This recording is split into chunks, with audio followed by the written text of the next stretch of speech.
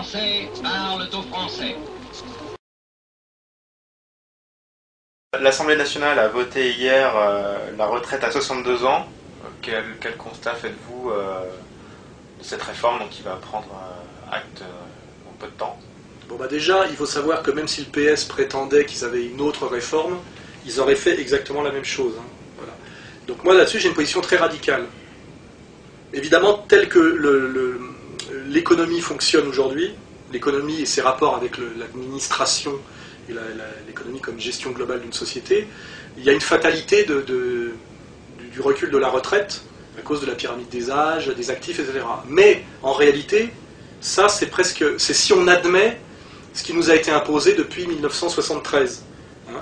En réalité, on a les moyens, compte tenu des progrès techniques et des progrès de productivité en France, de payer toutes les retraites sans aucun problème, et même à 60 ans, et même avant. Mais pour ça, il y a quelque chose sur lequel il faut revenir, c'est la logique de la dette, c'est-à-dire le fait que la France, si elle a renoncé à ses programmes sociaux de plus en plus depuis l'éviction de De Gaulle, en gros, et depuis qu'on a en douce jeté le pacte du CNR, et qui a été jeté en douce après l'éviction de De Gaulle, si la France, par comme dirais-je, la Banque de France telle qu'elle fonctionnait avant, pouvait produire sa propre monnaie pour ses investissements productifs à taux zéro, et donc faire de la croissance vertueuse, si elle pouvait le faire, ce qui est la définition même d'un État souverain, au lieu d'emprunter l'argent sur les marchés, si elle pouvait le faire, il n'y aurait aucun problème, comment dirais-je, de déséquilibre, et on pourrait payer toutes les retraites.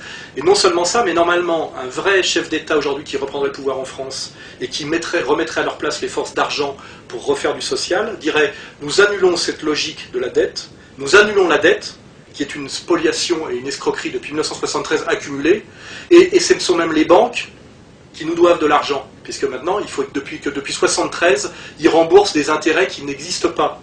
Et aujourd'hui, en réalité, on paye des intérêts, des intérêts, des intérêts. Si on faisait ça, il n'y a plus aucun problème pour payer les retraites.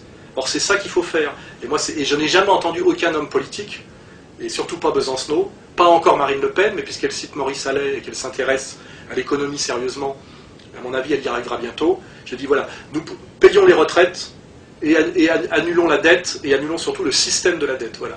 C'est total. Ces deux choses-là sont en vase communicant. Hein. Si les budgets sociaux et la politique sociale de la France a été détruite progressivement depuis 1973, c'est parce que cet argent qui allait au social va aux intérêts des banques privées. Voilà, c'est tout. Et il suffit de revenir à la logique traditionnelle et régalienne d'un État qui, je le dis, pour ses investissements productifs à long terme, ces investissements structuraux, a le droit de se prêter de l'argent à taux zéro. Cet argent était remboursé par la dynamique économique que ça produit. Voilà. Tout le problème vient de là. Voilà. Vous pouvez réfléchir à cette question, creuser, chercher, vous verrez que tout vient de là, et que c'est la clé même du rapport gauche-droite, et en réalité du rapport capital-travail, et c'est la vraie fracture gauche-droite. Voilà. Est-ce que ça doit aller à la banque ou au social? Voilà. Est-ce que ça doit aller au capital dormant ou au productif? Voilà, toute la question gauche-droite, elle est là, elle n'est pas ailleurs. Voilà. C'est sortir ou pas de la logique de la dette, ce qui veut dire sortir ou pas de la dictature de la banque.